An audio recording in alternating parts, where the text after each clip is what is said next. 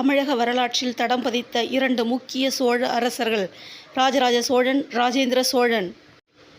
ராஜராஜ சோழனின் ஆட்சிக்கு பிறகாக சோழ அரசராக பதவியேற்ற ராஜேந்திர சோழன் கங்கை கொண்ட சோழபுரத்தை சோழர்களின் தலைநகராக மாற்றினார்.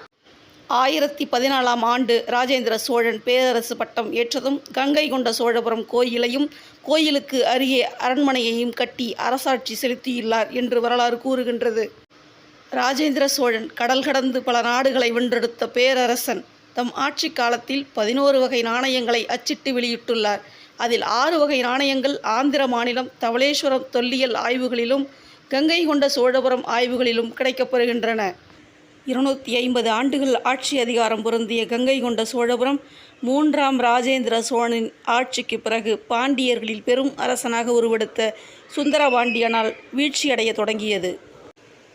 கங்கை கொண்ட சோழபுரத்தின் மீது போர் தொடுத்த சுந்தரபாண்டியன் கோயிலை மட்டும் விட்டுவிட்டு அரண்மனையையும் நகரையும் முழுவதுமாக அழித்தார் என்பது வரலாறு.